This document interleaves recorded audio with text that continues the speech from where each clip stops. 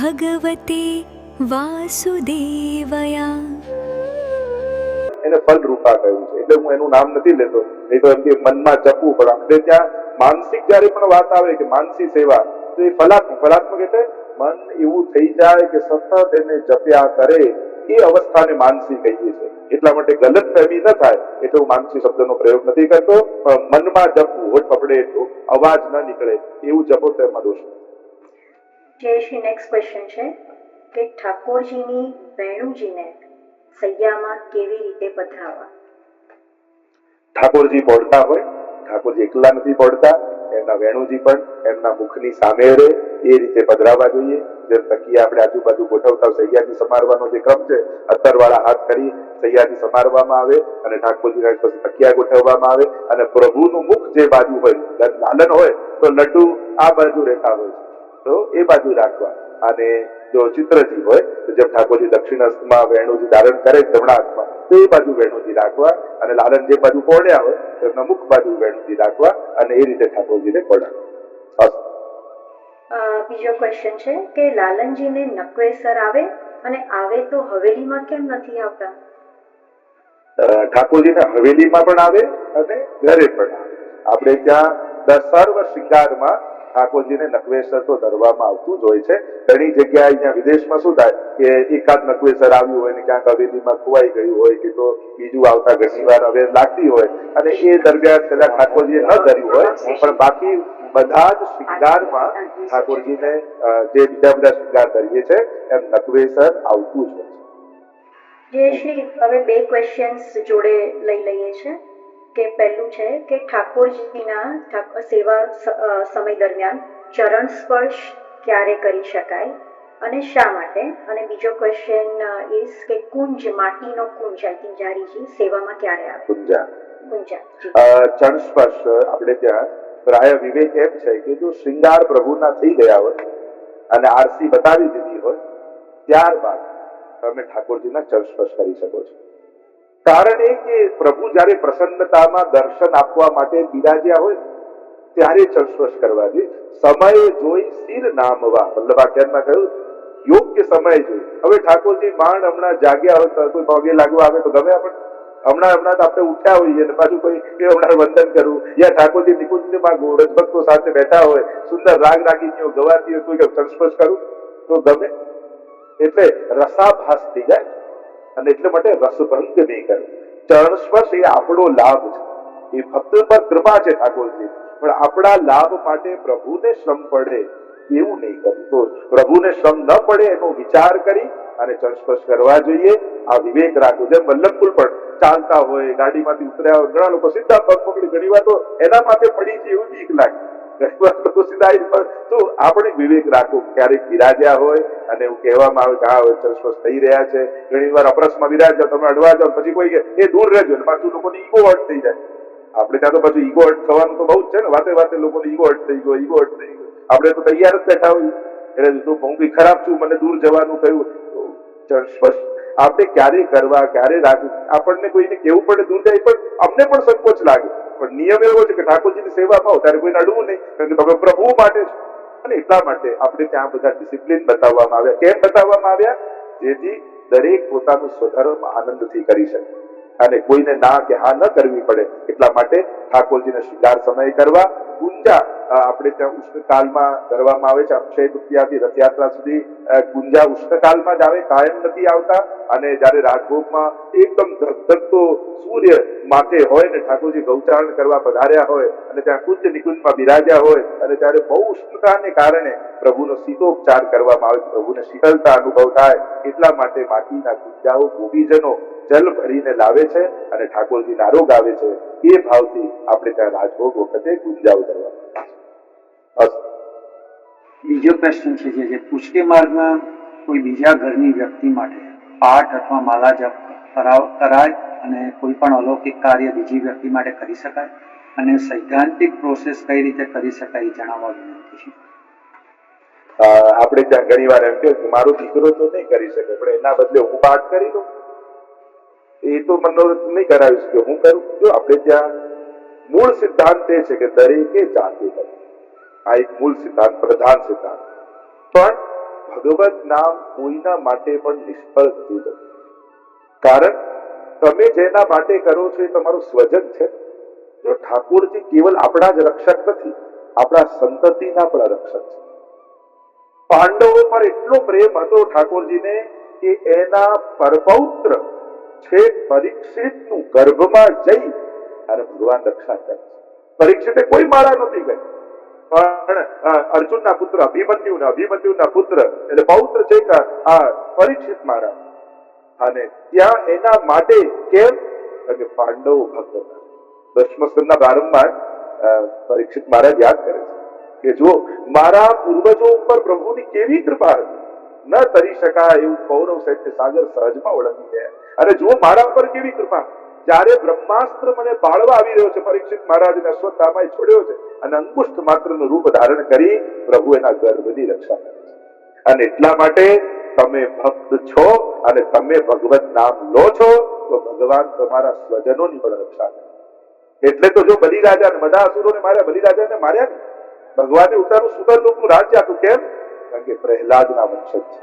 પ્રહલાદ પરમાત્માનો પરમ ભક્ત છે અને પ્રભુને વચન માંગ્યું છે કે પ્રભુ હવે મારા કુળમાં કોઈની આપી હત્યા ન કરતા, વધ ન કરતા. ભગવાને વચન આપ્યું એટલે એના કુળમાં આ બલિરાજા છે. આ તો ભગવાને એને વધ ન કર્યો, એને બાંધ્યા પણ સુંદર લોકનું રાજ આપ્યું. એટલે મારો અનુભવ એમ કે છે ભક્તોના ચરિત્ર પ્રમાણે, શાસ્ત્રો તો એમ કહે છે કે દરેકે પોતાનું નામ લે, પણ જ્યારે તમે નામ લો છો, કારણ કે બ્રહ્મ સંબંધ લો છો, ત્યારે તમે કેવલ પોતાનું સમર્પણ નથી કરતા, તમારાથી જોડાયેલા સર્વ લોકોનું અને છેક આ લોક પરલોક, સ્ત્રી ઘર પુત્ર કુટુંબ ધન આલોક સ્વજનો બધાને પ્રભુના ચરણોમાં સમર્પિત કરી દો છો. તો વિચાર કરો, ત્યારે પ્રહલાદના સ્તુતિ વખતે ભગવાન નરસિંહ કહે છે કે તારા જેવો ભક્ત કોઈના ઘરે થાય એને તો 21 પેઢીઓ કરી જાય, 7 પિતા પક્ષની, 7 માતા પક્ષની અને 7 સસુર પક્ષની. એટલે કહેવાનો મારો અર્થ, તમારી ભક્તિ તમારા સ્વજનોની પણ રક્ષા કરે છે. નિયમ એમ છે કે દરેકે જાતે કરવું, પણ જેને સમજ જ નથી કે ભગવત નામનો આશ્રય દેવો જોઈએ આવા સમયે, અને એને સમજ નથી, પણ એના વતી તમે ભગવત નામ લો છો તો ચોક્કસ ઠાકોરજી એના પર કૃપા કરે છે. જયશ્રી, આ નેક્સ્ટ ક્વેશ્ચન જપના રિલેટેડ જ છે. કે જપ માળા કરતા કોન્સન્ટ્રેશન કેવી રીતે વધારી શકાય, અને જો જપ માળા ન કરી શકીએ તો કોઈ કીર્તન કે વાંચન કરીએ તો ચાલે? માળાની મહત્તા એની જગ્યાએ છે, કારણ કે જપ્યમ કૃષ્ણ રસાળ જેવી આપણે જપને ત્યાં વિશેષ મહાત્મ્ય આપ્યું છે, અને એટલા માટે આની જગ્યાએ આ એમ ન હોય. દરેક સમયના સંજોગોને એ પ્રમાણેની આજ્ઞા હોય કે જેમ તમને મંત્રમાં આસક્તિ હોય તો બને તો આપણે જે મંત્ર દીક્ષા રૂપે લીધો છે એનો તસ્માત સર્વાત્મના નિત્યમ શ્રી કૃષ્ણ શરણમ મમ વદત વિરેવ સતતમ, સતત જપ કરો એમ આજ્ઞા કરી છે. સ્વયં મહાપ્રભુજીના હાથમાં પણ તમે ગૌમુખી લઈને માળા કરતા જુઓ છો, ગુસાઈજીને જુઓ છો, વલ્લભપુરને જુઓ છો, અને એટલા માટે જપની પોતાની મહત્તા છે. યજ્ઞાનામ જપ યજ્ઞોસ્મિ એમ ગીતાજીમાં ભગવાન કહે છે કે યજ્ઞોમાં હું જપ યજ્ઞ છું, એવી મહત્તા એને યજ્ઞ રૂપ આપવામાં આવ્યું છે. એટલા માટે અષ્ટાક્ષર મંત્રનો જપ બને તો વૈષ્ણવે કરવો જ જોઈએ, અને કીર્તન અને એ બધું ઠાકોરજીને સન્મુખ હો અથવા રાતના સત્સંગ કરતા હો ત્યારે કરવું જોઈએ. પણ બને તો કોઈ પણ એક મંત્ર જેમાં આપણને આસક્તિ છે, જે આપણે લીધો છે, અષ્ટાક્ષર પંચાક્ષર કે કોઈ બી, એની એક માળા અવશ્ય કરવી. દિવસ પર ઠાકોરજી કૃપા કેવી રીતે લાગે, ઠાકોરજીની કૃપા કેવી રીતે લાગે? અને શ્રીમદ ભાગવત ગીતામાં કહેવામાં આવ્યું છે કે બધા સમય કર્મ કરો. આપણે કર્મ કરી રહ્યા હોવાથી જે પરિસ્થિતિમાં અસમર્થ અને નિસ્સાધન કેવી રીતે અનુભવ, અને તે દ્રઢતા કેવી રીતે રાખીએ કે આપણે બધા સમય ઠાકોરજીના સાનિધ્યમાં રહીએ છીએ, અને દાસ ભાવ કેવી રીતે મળે? એટલે આ એક રિલેટેડ છે. દિવસભર આપણે કર્મ કરીએ છીએ પણ પૂછું ને એમાં નિસ્સાધનતા કઈ રીતે લાગે.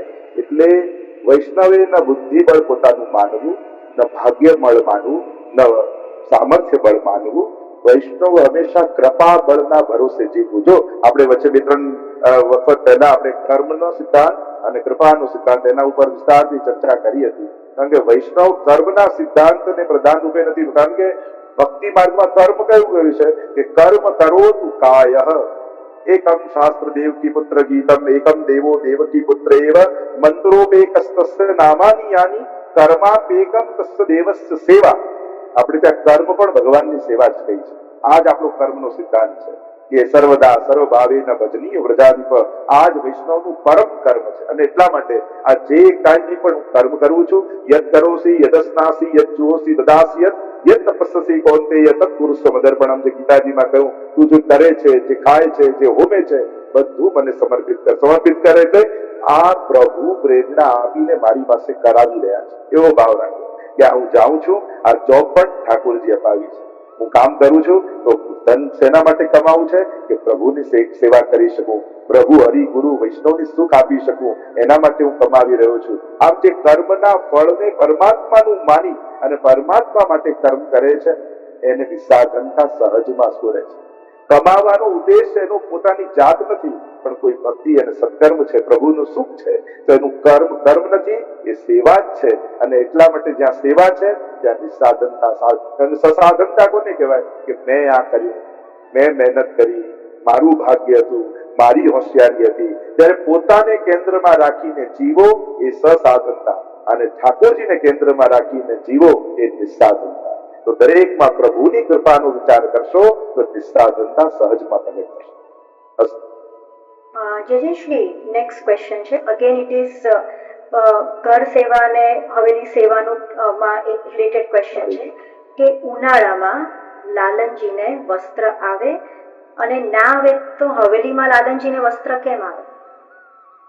આપણે ત્યાં અમુક રીતે એટલે હવેલી ને ઘર એવું કઈ જુદું હોતું નથી.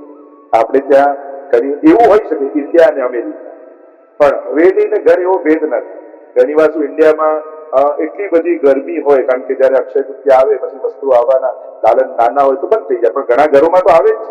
7 ઘરની જુદી જુદી રીતમાં અમે અમુક ઘરમાં વસ્ત્ર આવતા હોય છે, સાવ નથી આવતા એવું પણ નથી હોતું. પણ ઘણી વાર અમેરિકામાં ત્યાં અમુક વાર એકદમથી ઠંડી પણ થઈ જાય, એટલે ત્યારે મુખિયાજીને એમ લાગ્યું હોય કે આજે ઠંડી જેવું છે તો લાવ સાવ વસ્ત્ર વગરના ઠાકોરને રાખી તમને ઠંડી લાગશે, એટલે એમણે ધરાવ્યા. તો અને અમુક રીતમાં આવે પણ છે, એટલે એવો કોઈ નિયમ નથી કે ના જ આવે. પણ ભારતમાં ઘણીવાર બહુ ઉષ્ણતા હોય છે અને એટલા માટે વાઘા નથી ધરાવતા, એટલે કોઈ એવો પર્ટિક્યુલર નિયમ નથી કે ના જ આવવું જોઈએ. અમુક ઘરમાં આવે છે અને ઘણીવાર ઠંડી હોય દેશમાં તો ઠાકોરજીને લાલનને ધરાવવા પણ જોઈએ. યશ્રી, પાછા we are taking 2 questions together. પહેલું છે ઠાકોરજીનો કોર પ્રસાદ એઝ અ પ્રસાદ લેવાય, અને બીજો ક્વેશ્ચન છે કે જે ઠાકોરજીના ખીલોના નીચે પડી ગયા હોય અને તમારા પગ નીચે આવે તો તમારે શું કરવું જોઈએ?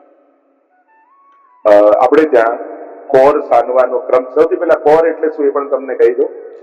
ઠાકોરજીને જે સકડી ભોગ ધરતા હોય એ થાલ સાન, એટલે કે એમ તો આપણે ત્યાં તપેલી ભરી જેટલું બનાવ્યું હોય બધું ઠાકોરની સામે આવી જાય. સામે આવી જાય પણ એમાંથી ખાલી સાજવામાં, એમાં એક બાજુ સકડી એટલે ભાતનો ઢગલો કરવામાં આવે, અને રોટી રાખીએ, મીઠું ઘી રાખવામાં આવે ત્યાં, અને બધી કટોરીઓમાં દાળ શાક આદિ રાખવામાં આવે.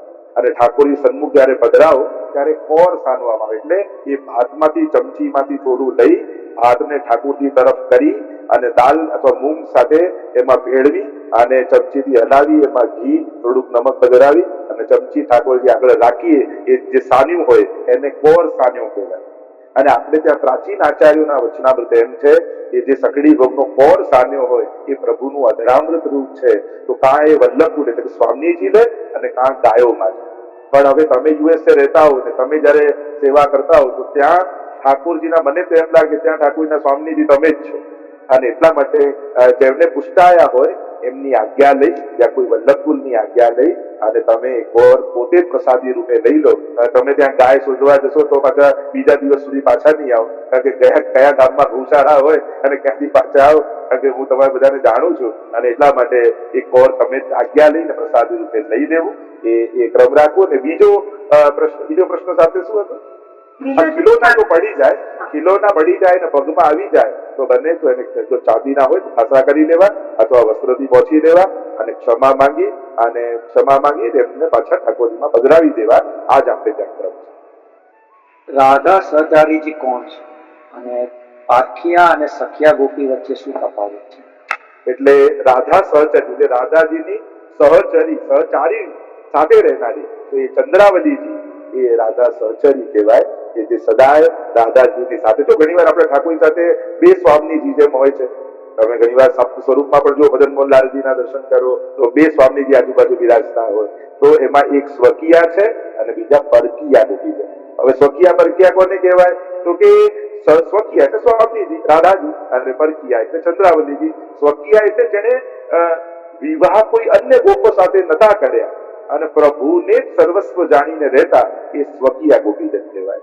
અને જેના વિવાહ અન્ય ગોપો સાથે થઈ ગયા હતા પણ પરમ ભાવ ઠાકોરજીમાં હતો, એને પરકીયા ગોપીજન કહેવાય. તો આ બે પ્રકારના સુબોધનીમાં મહાપ્રભુજી ગોપીજનો બતાવે. સુબોધનીમાં બીજા શબ્દો પણ મળે છે, અન્ય પૂર્વા અને અનન્ય પૂર્વા. આ બે પ્રકારના પણ ગોપીજનો જયારે સુબોધનીજી તમે વાંચો તો આ બે નામ પણ તમને મળશે. તો આ રીતે ભેદ છે, એટલા માટે બે સ્વામીજી